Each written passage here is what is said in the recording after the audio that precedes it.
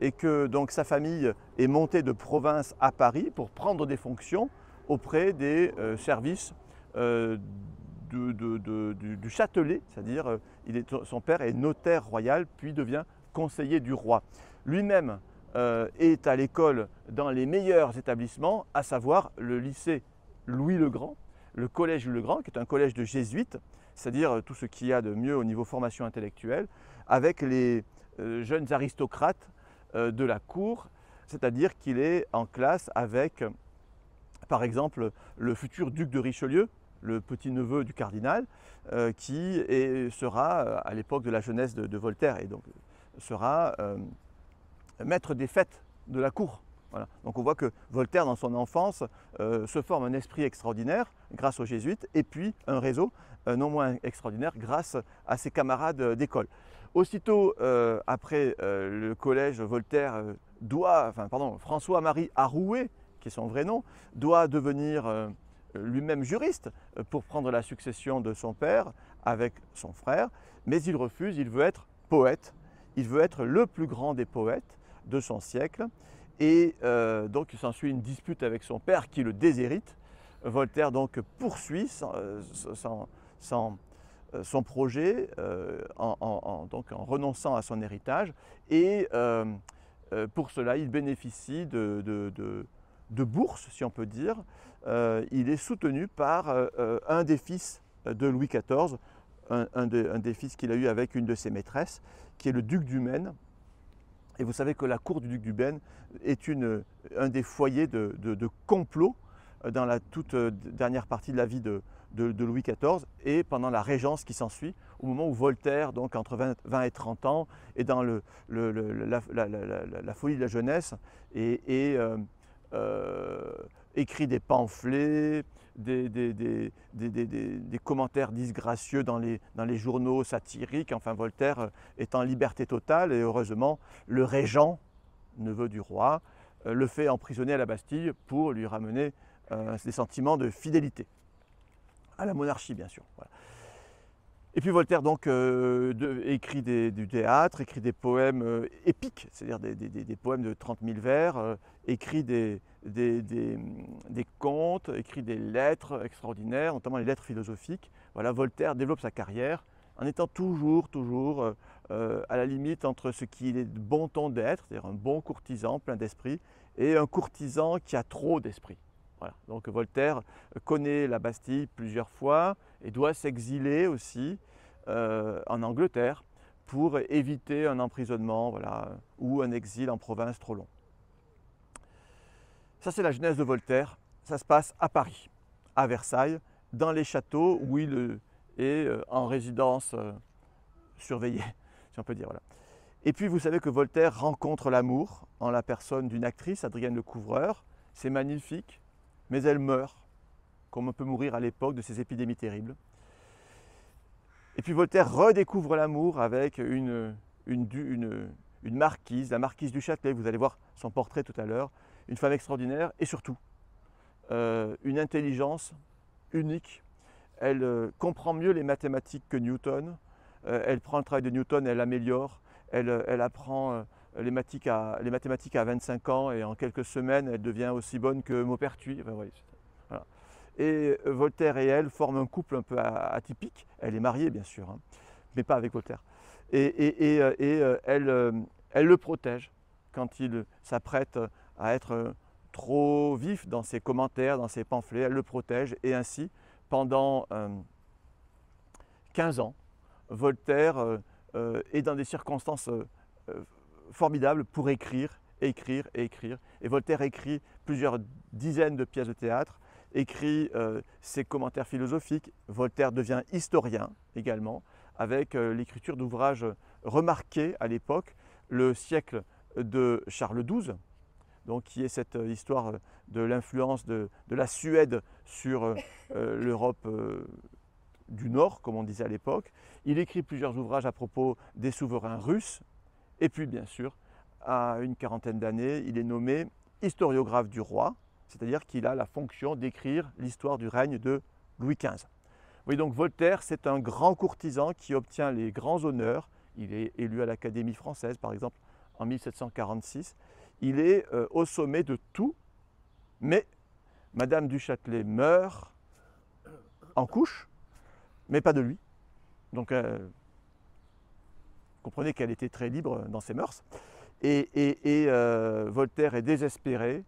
Il retourne à Paris. Et oui, elle est morte à Lunéville, à la cour du roi Stanislas.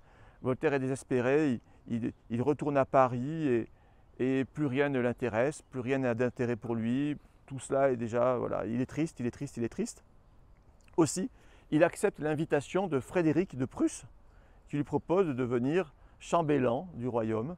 Et donc Voltaire quitte la France pour s'installer enfin chez son disciple, le jeune roi Frédéric de Prusse. Là, il passe quelques années extraordinaires, il est enthousiaste, il est près du roi, il est le conseiller du roi. Le roi pense par lui, ce qu'il n'a jamais réussi à faire en France. Louis XV a toujours été agacé par ce courtisan trop turbulent. Mais là, c'est merveilleux. Et puis, Frédéric, qui est un roi complet, qui veut édifier un empire, enfin en tout cas un royaume puissant, avec donc tout ce que la France ou l'Angleterre ont, c'est-à-dire des institutions et puis aussi une académie. Une académie. Donc Frédéric désigne pour être président de son académie Maupertuis. Vous avez noté que j'en ai déjà parlé de Maupertuis. J'ai dit que c'était auprès de lui que Madame du Châtelet avait appris les mathématiques. Mais pas que.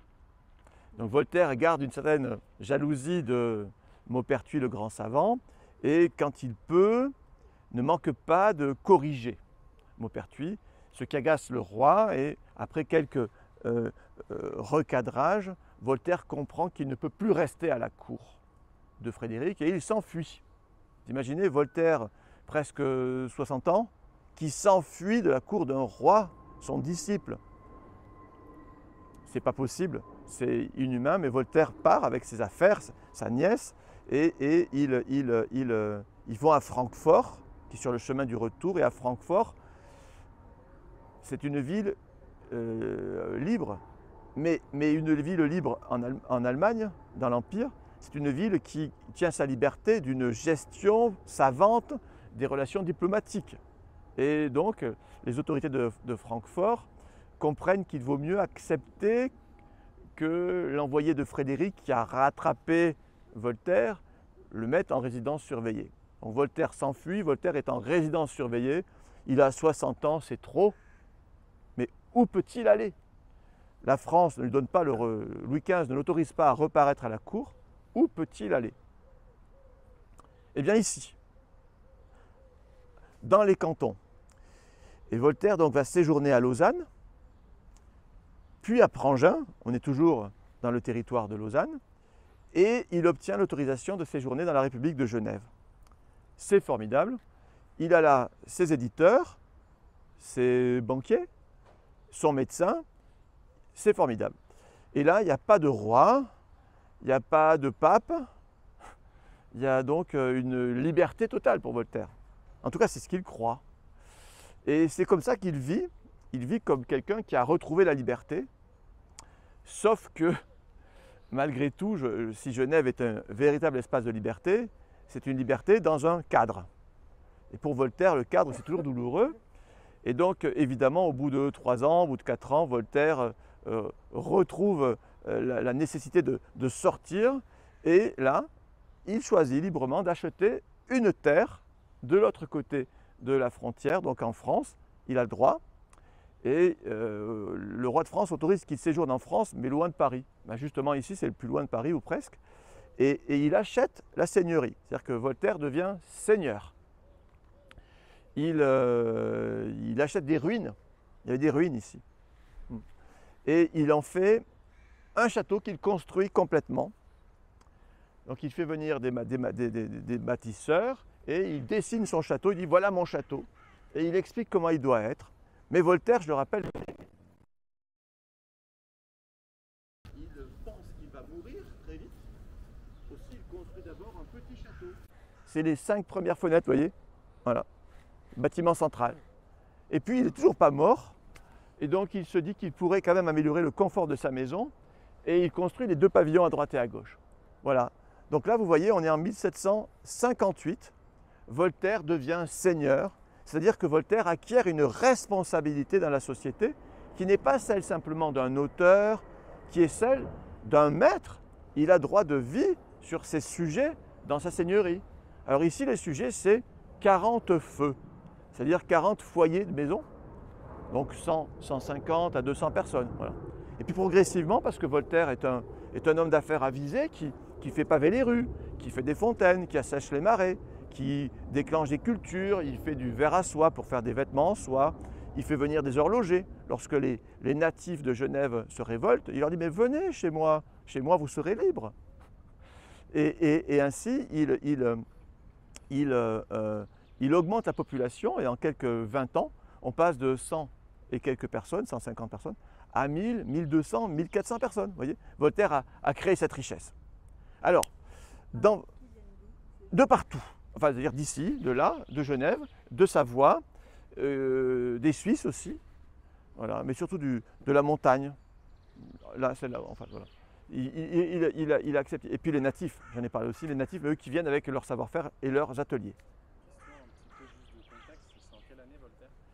Donc j'ai donné sa date de naissance 1694 et ici donc il arrive ici en 1758 et il va séjourner ici jusqu'en 1778. C'est-à-dire qu'il va séjourner ici 20 ans.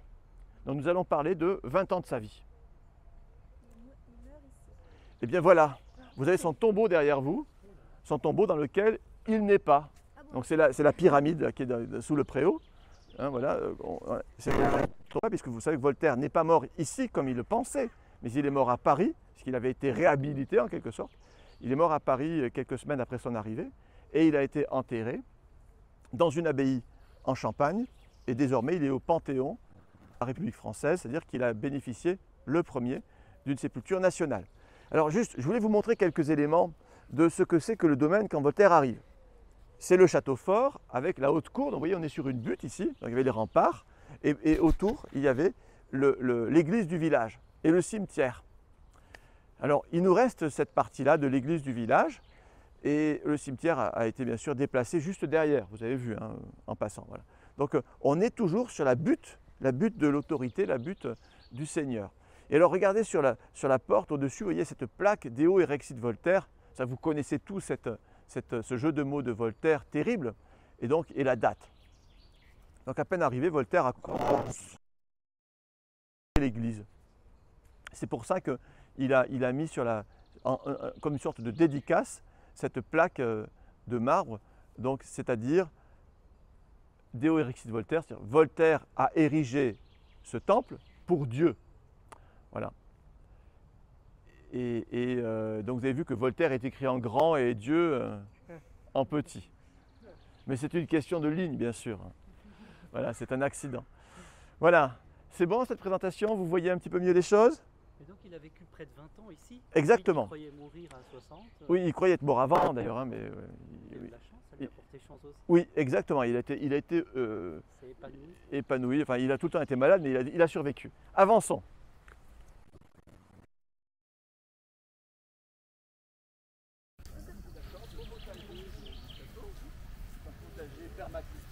Potager expérimental.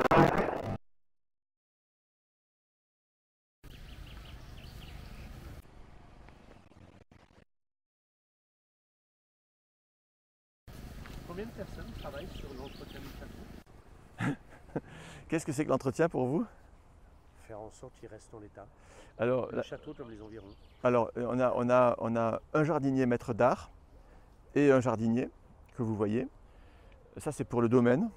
Et puis pour le château en lui-même, on a ce qu'on appelle un technicien des bâtiments de France. C'est-à-dire qu'on a une personne dont le métier est l'entretien des monuments historiques qui est ici. Et notre établissement étant national, nous avons au sein de la direction du Centre des Monuments Nationaux une équipe de conservation avec donc une conservatrice, un architecte du patrimoine, donc les deux sont architectes du patrimoine d'ailleurs, dévolus au château, mais à d'autres monuments aussi, donc qui portent les projets quand je les sollicite. Avançons. À gauche et à droite, la maison de Madame Denis, sa nièce qui était dame de Ferney. Donc voilà, Voltaire avait acquis la seigneurie pour elle. D'accord? Voilà. Donc il y a son blason et le sien. En fait, il était seigneur, sa nièce était dame. Exactement. Ok. C'est dame, c'est le féminin de seigneur. Voilà. En fait, il ne s'est jamais marié. Non, non, non, il n'était pas marié.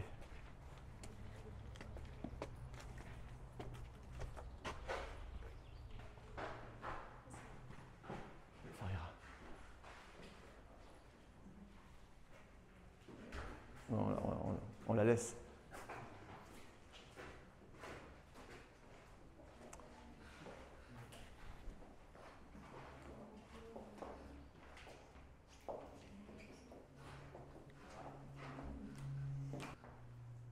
Vous pouvez pousser la porte.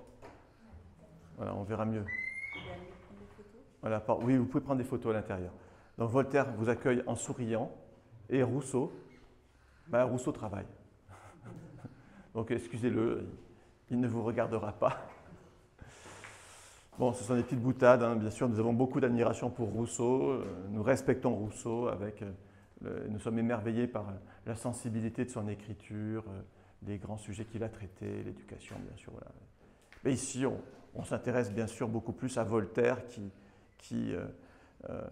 ce grand poète, cet auteur de théâtre, ce philosophe et cet homme des combats aussi. Voilà, j'espère qu'on aura l'occasion de parler des grands combats que Voltaire a menés ici. Alors, je vous ai indiqué que le château avait été acquis par l'État en 1999. Ça veut dire que depuis Voltaire, eh bien, il s'est passé beaucoup de choses ici. Vous allez le voir dans la maison. À la mort de Voltaire, le château a été acheté par son ami, le marquis de Villette. Alors, le marquis de Villette, c'est un grand seigneur, un fermier général. Imaginez un peu la richesse. Officier, poète aussi. Et il avait épousé une des filles adoptives de Voltaire, mais quelques mois avant la mort de Voltaire. Donc, en 1777, il vient, il séjourne, il épouse la demoiselle qu'on appelle Belle et Bonne. Belle et Bonne, on imagine. Belle et Bonne. C'était une jeune fille formidable, jeune femme. Et lui, le marquis de Villette, était un peu moins intéressant, en tout cas pour ce qui est de la vie conjugale. Il a été assez étonné de devoir se marier, si vous voyez ce que je veux dire. Et bon, il s'est marié, il a eu un fils. Bon, après, il est retourné à ses activités ordinaires. Et donc, le marquis de Villette accueille Voltaire chez lui à Paris. Voltaire meurt chez lui. Et le marquis de Villette achète le château. Il y possède quelques années. Et puis, ce sont les Budets, les Budets qui étaient propriétaires du château avant Voltaire, qui le rachètent. Donc, vous voyez, il y avait Budet, Voltaire, Villette, Budet. Et puis, le château connaît quelques malheurs au XIXe siècle. Et une famille le rachète de nouveau. Ce sont les David Lambert. Et eux le possèdent 150 ans. Et donc, de 1848 à 1999, le château est dans leurs mains. Et c'est eux qui le conservent pendant toute cette période et qui le montrent aussi. Et c'est à eux que nous avons pu acheter le château, nous, les Français, la République française, à un moment où on a craint que le château ne passe entre de mauvaises mains, si on peut dire. Enfin, des mains moins intéressées par Voltaire et moins intéressées par le discours de Voltaire, en particulier sur les droits de l'homme. Alors, ça veut dire que pendant 250 ans, des centaines de personnes sont venues ici, des milliers, et tout ce que l'Europe compte de personnes importantes, des penseurs, des entrepreneurs, des philosophes, des artistes, tout le monde a foulé ses pas ici où vous êtes. Et c'est ce que vous faites aujourd'hui. Vous vous inscrivez dans la marche des temps. Ici est venu Stendhal, ici sont venus les encyclopédistes, ici sont venus les grands artistes, Lequin, l'homme de théâtre, ici est venu Emmanuel Macron. Et donc voilà, pour inaugurer le château après les travaux de restauration de 2018. Voilà, donc nous avons eu la chance que notre président vienne montrer l'importance de Voltaire pour la République française, vienne montrer la mission, enfin en tout cas le propos universel de Voltaire. On avance? Eh bien, allons par là.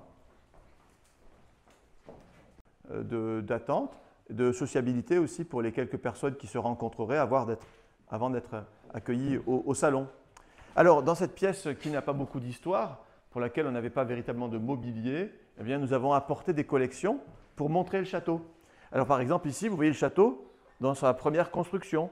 voyez, je vous ai indiqué que c'était le pavillon central, et vous voyez donc ces cinq fenêtres ici, deux à droite, deux à gauche du fronton. Et vous voyez donc que les jardins sont déjà dessinés avec les terrasses, il y a des grandes grilles à droite et à gauche, ça devait être très beau. Et derrière, on voit l'église. Voilà.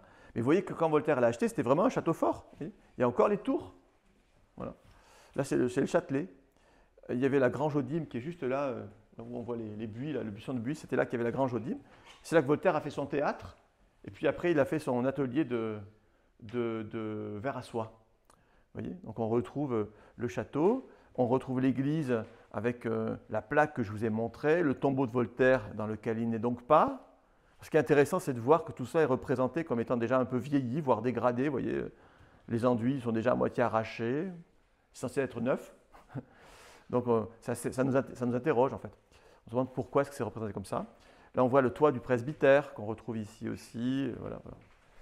Et puis à côté, c'est le château agrandi avec le Mont Blanc ici. Et le lac. Le château agrandi donc, auquel on a rajouté les fameux pavillons à droite et à gauche. Donc là, on est à la fin de la vie de Voltaire. Vous voyez qu'il est ici. Il tient le bras de sa nièce, Madame Denis, ou une des demoiselles, mais là c'est plutôt une dame, qui partage sa vie. On a donc des personnalités qui sont accueillies. Puis ici, on voit le jardinier qui porte un pot de fleurs et qui parle à un chevalier. Ici, vous voyez un jardinier qui refait les allées. On est un peu envieux de ce type d'outils. On n'a plus ça aujourd'hui. Et puis là, ce qui est intéressant ici, c'est la vie qu'on mène. Donc on a vu le château, puis la vie qu'on mène. Alors regardez, là, c'est vraiment la caricature de la vie qu'on mène ici. Vous voyez Voltaire en train de trôner à table, en train d'appeler l'attention de ses invités. Il a son bonnet, vous voyez, sa perruque. Il a des vêtements en fourrure. Et puis, à côté de lui, il y a ce jésuite, là, vous voyez, donc, qui se tient très bien. Et à droite et à gauche, des personnages un peu plus à l'aise, on va dire. Voilà. Et puis, bien sûr, le maître-queux qui apporte le festin. Et vous voyez, c'est une gravure qui a été distribuée. On voit Voltaire, le père Adam, donc le jésuite, l'abbé Maury, d'Alembert, Condorcet, Diderot, la harpe. Donc là, on a 5 panneaux de bibliothèque, hein. Tout ce que la France a de plus grands esprits dans la deuxième moitié du XVIIIe siècle. Ce sont les Lumières. Et puis à côté, regardez cette illustration, le déjeuner de Ferney. Vous voyez, donc là, c'est Voltaire, le festin de Ferney, là, c'est le déjeuner. Et là, on voit Voltaire couché, amaigri, dans son lit, recevant dans sa chambre donc une personnalité, entourée de cette dame, donc Madame Denis, une demoiselle derrière, et toujours l'abbé derrière. Vous voyez, donc, voilà la vie de Voltaire. On pense que c'est les grands dîners, et ça l'est de temps en temps, mais surtout Voltaire est fatigué et malade, donc c'est souvent Voltaire couché. Voilà. Donc, on voit bien ici qu'il y a ces deux pendants, et Voltaire donc, a vécu ici 20 ans, et plus il prend de l'âge, et plus cette image-là qui est la bonne, mais vous allez voir quel esprit, parce que pendant les 20 ans de son séjour ici, il écrit en moyenne 6 lettres par jour. Vous imaginez le nombre de milliers que cela peut produire? Voilà. Allez, quelques images encore de ce côté-là. Eh bien là-bas, c'était Voltaire vivant, et maintenant nous passons à Voltaire mort. Voltaire, donc la mémoire de Voltaire. Et vous voyez par exemple ici, vous voyez là-bas, c'était le parc avait des tout petits arbustes. Ici, ce sont des grands arbres. Donc vous voyez, on voit bien que le temps a passé, la maison est un peu moins a souffert, on va dire. Et vous avez toujours Voltaire avec sa canne qui accueille, donc vous voyez, toujours un peu courbé. Et là, il accueille qui? Il accueille des personnages avec des vêtements orientaux. Ce sont les personnages de son théâtre. Donc, il accueille des acteurs qui jouent son théâtre. Donc, on est vraiment dans une image figurée. Ici, le temps a encore passé. Vous voyez, les allées, la vigne, le parc, tout ça est bien grand. Donc, on est vraiment après Voltaire. Et on le représente encore. Vous voyez, donc, on est toujours dans une permanence de Voltaire. Au-dessus et derrière moi, ce sont des éléments montrant la mémoire. On a constitué ici un lieu de mémoire.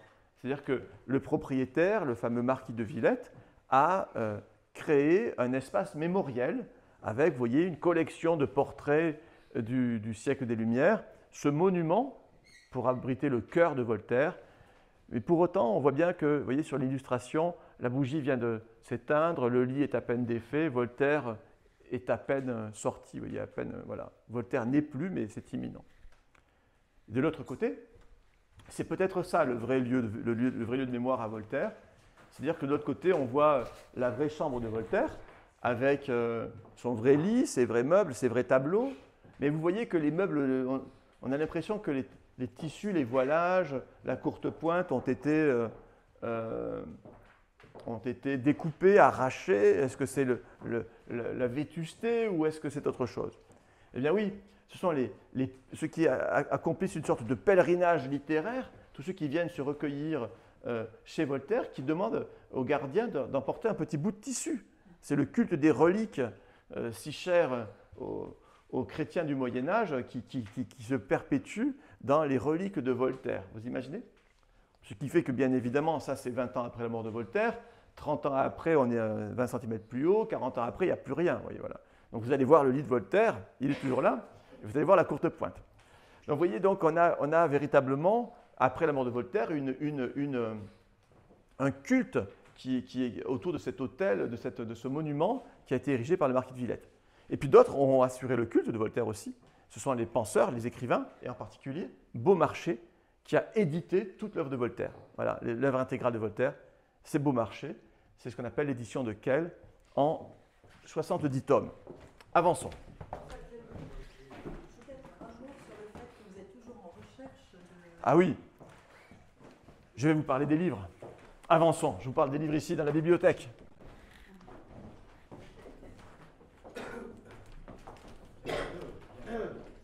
Lorsque Voltaire a quitté Ferney pour aller à Paris voir la dernière pièce qu'il avait écrite, il a laissé la maison telle qu'elle était habitable, mais il est mort. À Paris, il n'est pas revenu.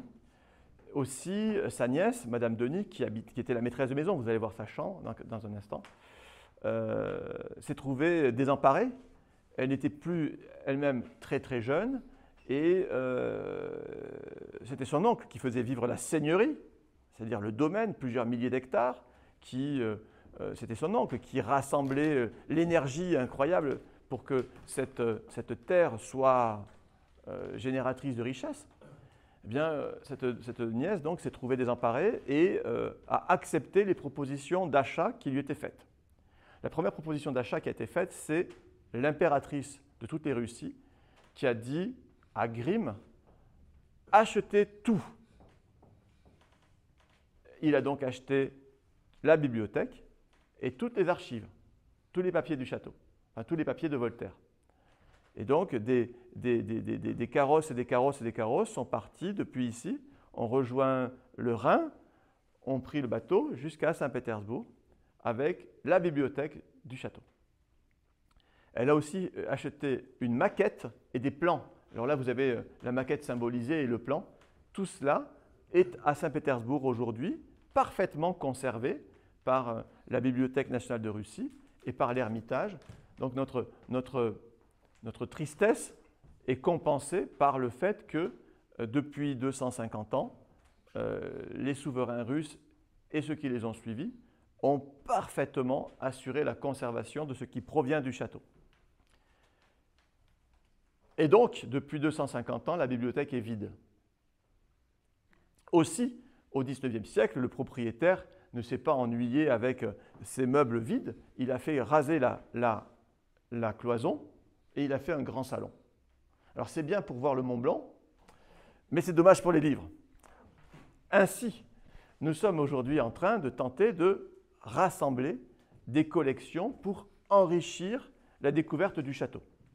Parce que vous avez compris que depuis 250 ans, des choses du château, des meubles avaient pu partir et nous cherchons à les racheter. Nous avons parfois de la chance, des fois, des œuvres sont en vente et là, il faut que nous soyons capables de mobiliser des budgets importants pour les acheter.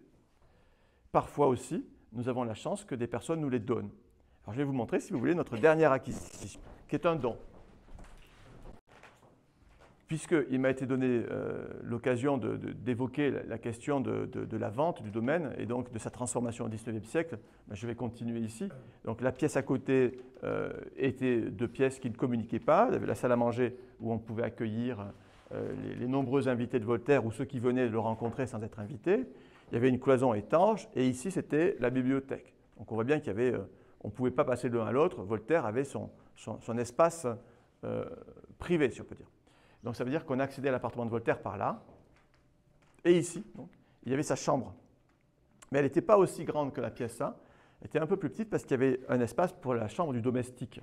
Et là aussi, malheureusement, si on peut dire, au XIXe siècle, le propriétaire a fait supprimer la cloison pour faire une pièce plus confortable. Voilà. Mais on a pu créer un espace mémoriel de la chambre dans une pièce symétrique. Donc, ce qui fait qu'ici, nous parlons de l'image de Voltaire, nous parlons de la vie de Voltaire, et nous parlerons de sa chambre à côté. D'accord? Vous repérerez, c'est symétrique. Donc, on a pu récupérer et faire des équivalents. Alors, donc ici, on parle de Voltaire. Voltaire, c'est le personnage des Lumières le plus flamboyant, si on peut dire. Ben oui, Diderot a énormément écrit, d'Alembert a énormément écrit, mais finalement, leur image reste celle de savant, alors que Voltaire, c'est un courtisan, c'est un auteur, c'est un homme brillant, on connaît ses mots, voilà. Hein. Donc Voltaire a cultivé son image, et en particulier ici, il a eu la chance de pouvoir faire appel aux artisans du Jura, qui sont spécialisés dans la taille de la pierre. Et regardez ce qu'ils ont fait pour lui. Ils ont fait ces petits bustes qu'ils ont créés en atelier et qu'ils ont dupliqués. Donc on avait comme ça des ateliers dans le Jura qui fabriquaient des bustes de Voltaire, et puis ils ont fait toutes les personnes des Lumières, donc on n'a pas que Voltaire, mais c'était un moyen pour ces petits artisans du Jura d'améliorer leur subsistance. Et là, ce sont des vrais sculpteurs qui travaillent dans le Jura qui ont fait ces œuvres-là. C'est les Rosset. Et puis, il y avait également des peintres dans la région qui étaient disponibles pour proposer leur talent, en particulier le peintre Jean Hubert, qui a créé ces tableaux que vous voyez ici, et qui sont des moments d'hagiographie. Regardez, on dirait un saint qui est en train de parler à des pauvres sur le bord des routes. Regardez, il parle à des villageois, il parle à des paysans, mais ils ont tous l'air accablés, et lui, bien sûr, a l'air d'être le sauveur. Ça, c'est ce qu'on appelle la série de la Voltairiade, qui a été envoyée à l'impératrice de Russie. Donc Voltaire avait une pratique, il envoyait d'abord les objets ou les œuvres, et il disait ensuite, vous souvenez-vous de ce peintre, il a besoin de moyens, il a besoin de ressources, et donc l'impératrice envoyait une bourse pour le peintre. C'était une façon amusante de faire travailler les peintres de la région. Alors regardez, ce peintre a séjourné au château et il a pu réaliser tous ces tableaux grâce à ses carnets de croquis. Et vous voyez ici Voltaire dans différents états, Voltaire en pleine forme, Voltaire travaillant, Voltaire beaucoup plus fatigué. Vous voyez, donc ce peintre, Hubert, a pu, par le séjour qu'il a fait ici pendant des mois, être capable de faire tous les tableaux et tous les dessins possibles grâce à son carnet de croquis. Vous avez là ici une série de gravures de différents moments de la vie de Voltaire. Vous voyez, donc Voltaire a toujours mis son portrait dans les œuvres qui étaient éditées. Et puis de l'autre côté, c'est Voltaire posthume. Et je vous ai donc indiqué que j'allais vous montrer le dernier tableau entré dans nos collections. Eh bien, c'est celui-ci. C'est un don qui nous a été fait il y a moins d'un an. J'ai été informé il y a un an et demi du fait qu'un galeriste à Paris avait dans sa collection en vente un tableau issu d'une gravure. En général, c'est l'inverse, mais un tableau issu d'une gravure, Voltaire accueilli aux Champs-Élysées par Henri IV, et lui présentant son œuvre, l'Henriade. Alors on s'est dit, mais cette œuvre trouverait sa place ici, outre le fait que les tableaux représentant Voltaire ne sont pas très nombreux, les gravures oui, mais les tableaux pas forcément. Et on s'est dit, mais ce tableau pourrait nous montrer le passage entre Voltaire vivant, dynamique, et Voltaire posthume, puisque là on a le passage de Voltaire de la vie à la mort.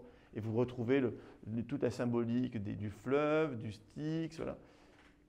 Et il est accueilli bien sûr par Henri IV, et puis les autres souverains, Louis XIV et Louis XV, et puis bien sûr les grands écrivains, La Fontaine, Racine et Corneille. Voilà. Donc je voulais dire Molière, pardon, Molière, Racine, Corneille. Donc vous voyez, on a avec ce tableau l'occasion de faire la jonction entre les deux parties de la salle, puis de montrer aussi comment Voltaire était au cœur des préoccupations. Les artistes voulaient montrer Voltaire. Voilà. Donc c'est un tableau qui nous a été offert par une famille il y a quelques mois. Voilà. Donc on est très heureux de pouvoir enrichir nos collections dans ces circonstances-là. Donc quand j'ai appris que le tableau était en vente, j'en ai parlé et des gens m'ont dit, mais une famille m'a dit, nous on serait heureux de l'offrir au château. Le buste qui est face à moi, de Houdon, lui, nous l'avons acheté à Drouot, donc en salle des ventes. Et c'est un élément qui lui aussi contribue à la mémoire de Voltaire. Voltaire, revenu à Paris donc en 1978, a été contacté par le sculpteur Houdon, qui lui a demandé l'autorisation de venir le représenter. Et Voltaire a accepté. Et donc c'est la dernière image de Voltaire vivant, puisque le buste est sorti de l'atelier quelques jours après la mort de Voltaire. Voilà, donc Houdon est le dernier artiste à avoir représenté Voltaire de son vivant. Il a 84 ans. On est en 78 et Voltaire était né en 94. Donc effectivement, Voltaire, vous voyez un peu, malgré le fait qu'on sait qu'il est à quelques semaines de mourir, regardez, il est toujours avec son œil insolent, son mouvement de bouche aimable et bienveillant. Vous voyez, on est voilà, le grand Voltaire dans tout son talent. Alors habituellement, il est représenté avec une perruque. Là, il ne l'a pas, donc c'est vraiment au naturel. Voilà. D'où lui est venue sa fortune, puisqu'il avait été déshérité? Ah, vous voulez tout savoir sur l'argent? Eh bien, Voltaire a bénéficié de bourses des princes qui le protégeaient. Donc le duc du Maine. Et puis, quand il a changé son fusil d'épaule, quand le duc du Maine a perdu, il y a eu un complot contre le régent. Et le duc du Maine était en quelque sorte un des promoteurs du complot, parce qu'il comptait récupérer la régence ou peut-être même devenir roi. Si Louis XV, enfant, Louis XV a été roi à 4 ans. S'il venait à mourir comme tous ses frères et sœurs, et parents et grands-parents, qui étaient morts en 2 ans, eh bien peut-être que le trône serait passé aux enfants de Louis XIV avec ses maîtresses, dont l'aîné était le duc du Maine. Donc voilà, Voltaire avait soutenu ce prince, et puis finalement il a soutenu le régent, c'est-à-dire le neveu, qui lui a accordé des subsides, il lui a donné des moyens. Donc Voltaire a vécu grâce à ces bourses, et puis il est toujours invité chez les autres, donc Voltaire a toujours vécu chez les princes, ce qui lui donnait une certaine liberté. Et puis Voltaire a toujours aussi, en tant que juriste, négocié parfaitement ses droits, c'est-à-dire qu'il ne donnait ses textes que contre de l'argent. Voilà, il ne donnait pas ses textes gratuitement, il attendait toujours d'être payé pour que les textes puissent être diffusés. Et à chaque fois il a fait des procès pour récupérer à chaque fois qu'il pouvait ses droits d'auteur. Et puis, si vous voulez vraiment savoir, il y a une légende qui est vraie, qui court à propos de la fortune de Voltaire. J'insiste sur le fait que c'est un juriste, c'est-à-dire que c'est quelqu'un qui est capable de comprendre, par exemple, la fameuse histoire du financier écossais, vous savez, ce qu'on appelle le système de Laws, donc avec les billets. Donc Voltaire est capable de comprendre ça. Il est capable de comprendre que ça vous coûte placer de l'argent et de le vendre et de retirer aussitôt. Et donc Voltaire est capable de spéculer, il le fait. Et Voltaire également est capable de lire le règlement de la loterie nationale qui comporte un petit vice et de le voir et de mettre toute sa fortune pour acheter tous les billets du loto, sachant que si on achète tout, on gagne plus que le coût. Donc Voltaire a monté une petite société avec des amis et ils ont tour à tour acheté tous les billets pour pouvoir se partager le pécule, et ça a été pour lui l'occasion d'avoir un bon capital. Voilà. Et puis Voltaire a prêté aux riches et il a prêté aux petits souverains allemands en guerre entre eux, ce qui fait qu'il a pratiqué des taux scandaleux. Allez, terminons donc cette salle avec ces éléments sur Voltaire posthume. Donc vous voyez le Voltaire accueilli à la Comédie Française juste avant de mourir, vous voyez, donc on le couronne et le texte est absolument magnifique. Je ne sais pas si vous vous en souvenez. Donc la jeune artiste le couronne en disant « aux yeux de Paris enchanté, reçoit cet hommage que confirmera d'âge en âge la sévère postérité. Non, tu n'as pas besoin d'atteindre au noir rivage pour jouir de l'honneur de l'immortalité. Voltaire reçoit la couronne que l'on vient de te présenter. Il est beau de la mériter quand c'est la France qui la donne. Et alors c'est très amusant parce que vous voyez qu'on a comme ça plusieurs versions de ce poème. Et ici, il est dit, il est beau de la mériter, il est beau de la recevoir quand la patrie nous la donne. Et donc là, quand c'est la France, et là, c'est quand la patrie. On voit qu'on a changé de siècle, la Révolution est passée par là. Et d'ailleurs, on termine ici cette évocation de Voltaire mort par la procession qui amène les cendres de Voltaire au Panthéon. Voltaire, premier Français à entrer au Panthéon. Et ce, grâce au marquis de Villette, de nouveau. On prend quelques minutes ici, vous avez encore un peu de patience. Je ne sais pas quelle heure il est. J'ai l'impression d'être un peu étendu. Ah oui. Bon, alors je vais aller vite. C'est un tableau magnifique qui nous montre, c'est une commande de Voltaire, imaginez. Alors, beaucoup de gens pensent qu'il est abominable, ce tableau.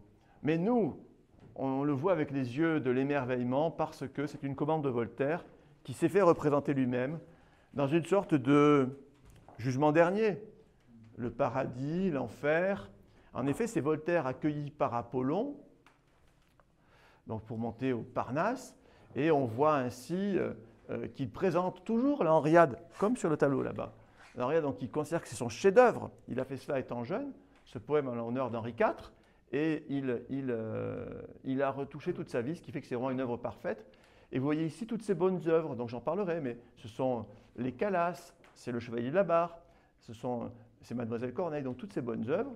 Et ici, bien sûr, il est accueilli par les monarchies, la France, la Russie, la Prusse. Et de l'autre côté, c'est l'enfer. Alors là, vous voyez, ce sont tous ses ennemis. Ici, c'est Fréron, l'auteur de l'année littéraire. Là-bas, c'est le jeune La Baumelle, auteur du siècle de Madame de Maintenon. Donc c'est toute l'écriture, on va dire, réactionnaire, si on peut dire, par rapport à Voltaire, qui ouvre sur le progrès. Et derrière lui, c'est le temple de la mémoire, donc dans lequel on voit les petits angelots qui amènent son buste à côté des grands auteurs de l'Antiquité et à côté de Racine. Voilà.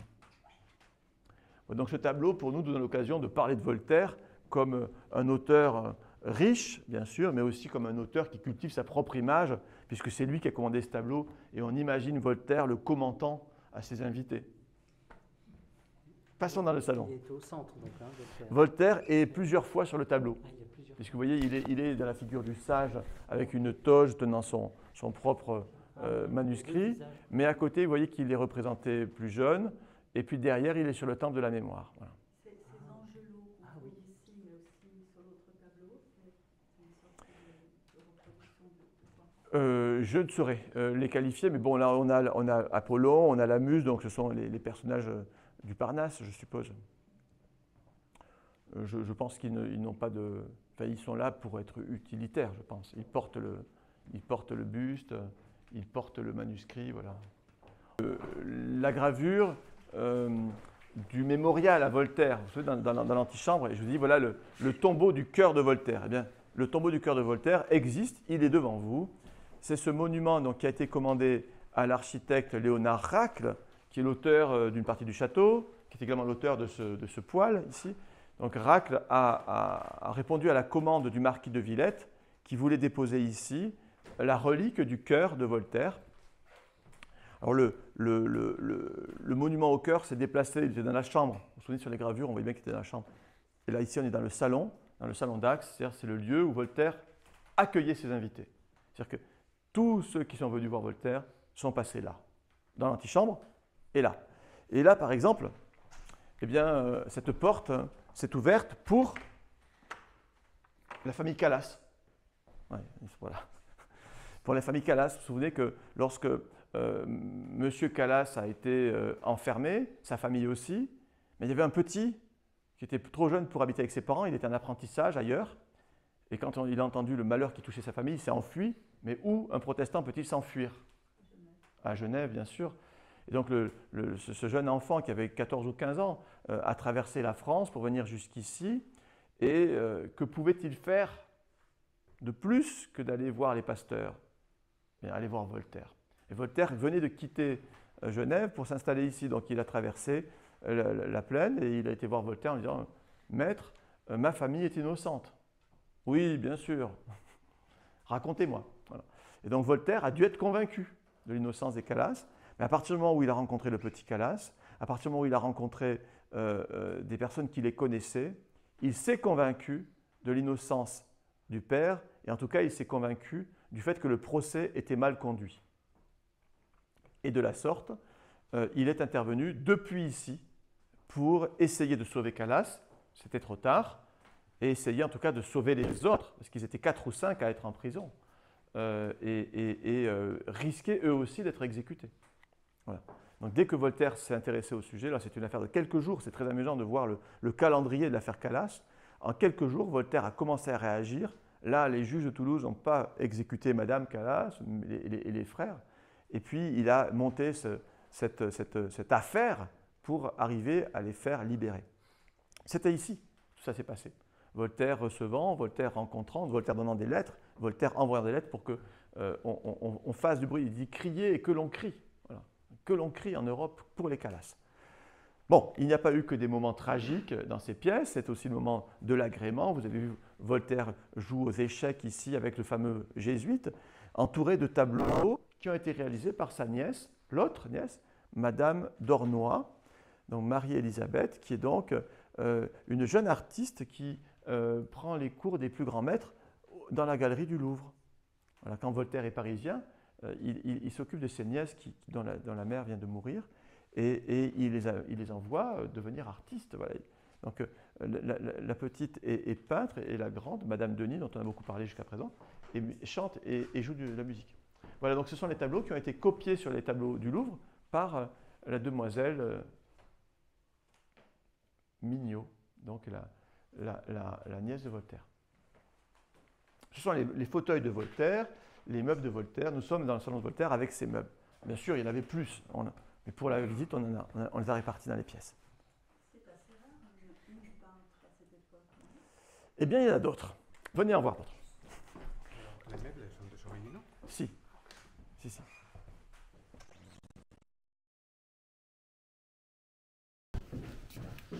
Les plus récemment entrés dans les collections du château. Madame d'Ornois a séjourné ici, elle a peint, et ici elle a réalisé ce pastel de son fils, donc le jeune petit-neveu de Voltaire. Et ce jeune donc d'Ornois est un des personnages importants de l'histoire de la Révolution française. Voilà. Et il est représenté ici en savoyard. Donc ils se sont habillés comme les enfants du pays. Alors là, c'est la chambre, c'est le mémorial de la chambre. Donc, oui, alors, il y avait donc dans la chambre de Voltaire une colonne avec la mère de Voltaire, sa sœur, les filles de sa sœur et le petit-fils. D'accord? Donc on avait la généalogie sur une colonne, certainement ici ou là-bas. Alors vous m'avez parlé des peintres. Et bien sûr, il faut en parler parce que ce tableau représentant cette jolie dame a été réalisé par Marianne Loire, qui est une femme peintre du siècle de Louis XV. Et donc il y en avait, peut-être pas énormément, mais il y en avait. Voilà. Alors là, c'est Madame du Châtelet, le grand amour de Voltaire, donc dont Voltaire a voulu conserver le portrait dans sa chambre jusqu'à son dernier souffle. Alors vous voyez qu'elle est magnifique, elle a tout, regardez, la belle robe avec des fourrures, regardez, c'est très amusant de voir les fourrures autour du cou, elle aussi, sur le côté, elle aussi, sur la manche, elle aussi, la dentelle, oui, la même couleur bleue, enfin, c'est amusant de voir les modes à l'époque. Alors juste là, celle-ci, le bustier est rond, alors qu'ici, il a l'air plus droit, je ne sais pas quel est le meilleur mot. Mais les deux ont une perruque, les cheveux grisés, vous voyez, un petit nœud, enfin, c'est vraiment la mode de l'époque. Et regardez à quel point, imaginez qu'elle c'est pas une robe, mais regardez à quel point elle ressemble à Voltaire, vous voyez. Le même menton, c'est frappant de voir cette ressemblance. Même les joues légèrement creusées. Voilà. Donc Voltaire a voulu avoir le portrait de Madame du Châtelet dans sa chambre. Regardez, elle a une fleur à la main. Donc on représente une dame, bien sûr. Mais qu'est-ce qu'elle a dans l'autre main? Un compas. Derrière elle, il y a des manuscrits, des documents scientifiques, des dessins, cette planisphère. Vous voyez, donc on est vraiment dans la représentation d'une femme dans son salon, mais surtout d'une femme savante, pardon, d'une femme scientifique. En France, on ne dit pas femme savante. En tout cas, on ne le dit plus.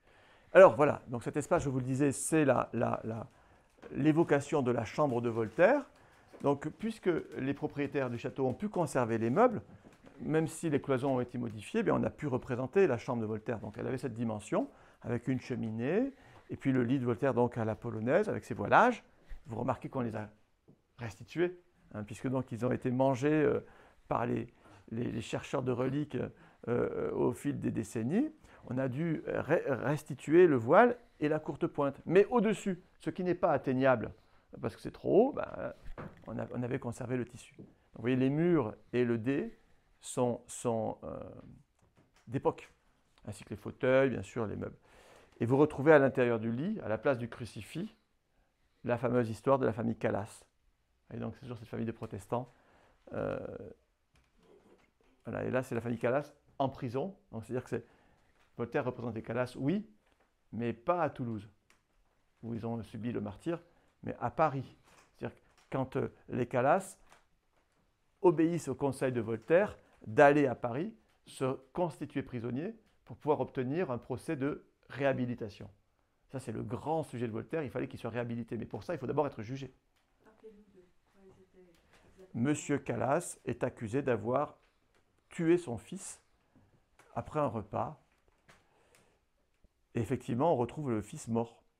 Mais au lieu de dire que le fils s'était peut-être tué lui-même, suicidé, la famille cache le suicide et le maquille en quoi? Eh bien forcément, c'est un meurtre. Sauf que la maison était fermée. Voilà. Donc il y a une enquête qui prouve que la maison était fermée. Donc les Calas, pour éviter l'humiliation du suicide, montrent que le fils a été assassiné.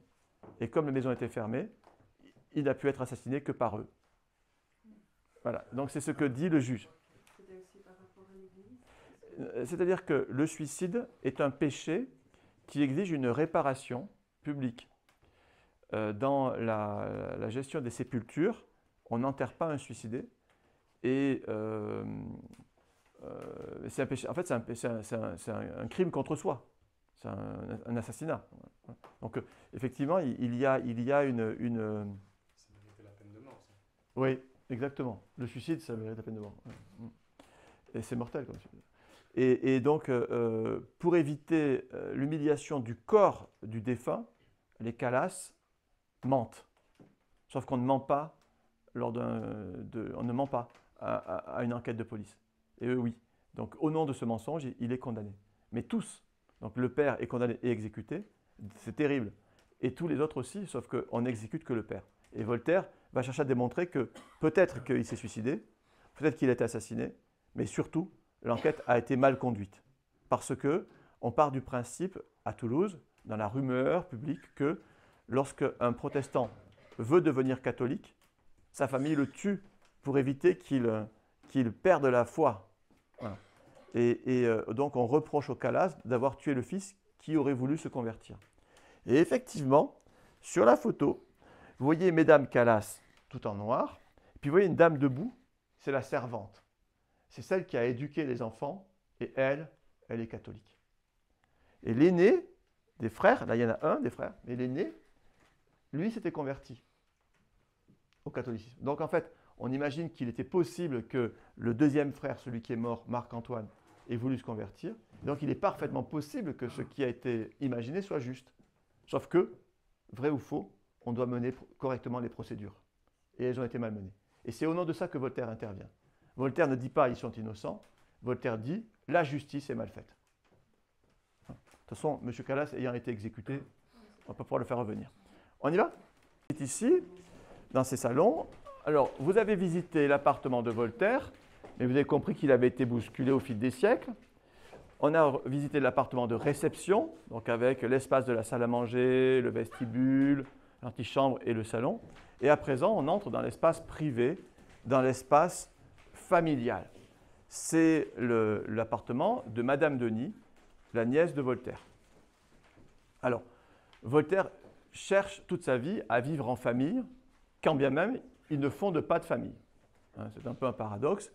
il a éduqué ses neveux et nièces, donc les deux sœurs et le frère. Le frère, il est moine. C'est l'abbé Mignot. Et il les a vraiment éduqués, enfin, comme on pouvait imaginer l'éducation d'une famille bourgeoise à l'époque, c'est-à-dire qu'il s'est occupé d'eux, il est subvenu à leurs besoins. Et puis, quand il a voulu revenir en France, eh bien, sa nièce s'est proposée pour venir vivre avec lui. Alors, on sait que ça a été compliqué, que ça a été source de beaucoup de colère, parce qu'elle était jeune encore, elle voulait vivre, et lui était plus âgé. Donc, voilà, la maison a parfois retenti des colères du maître, mais aussi des colères, je pense, de la maîtresse de maison. Elle est partie, elle est revenue, enfin voilà. Quoi qu'il en soit, elle avait ici un appartement de maîtresse de maison, c'est-à-dire un vrai appartement d'aristocrate. Ici, c'est son salon de vie de famille.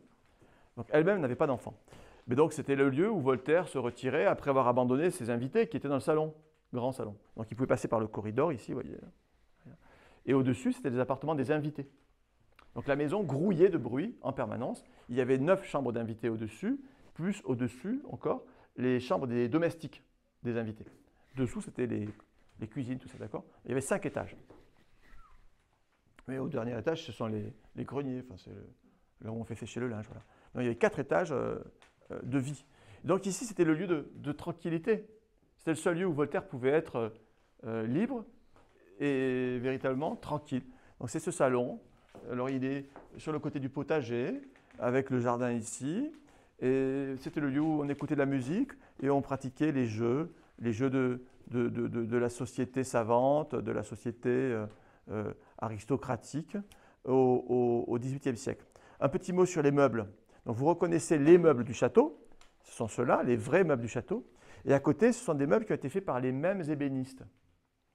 Donc vous avez compris, Madame Denis, quand elle est partie avec ses meubles. Évidemment, tout était là. Et donc cette pièce et les pièces à côté se sont trouvées vides.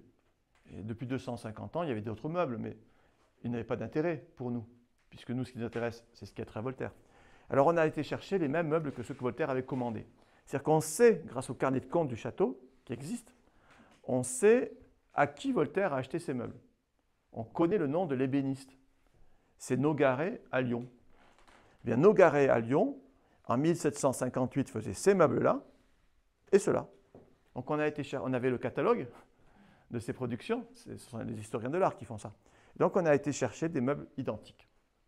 Et on leur a donné le tissu qu'il y avait ici. On sait que dans cette pièce, il y avait ce tissu-là.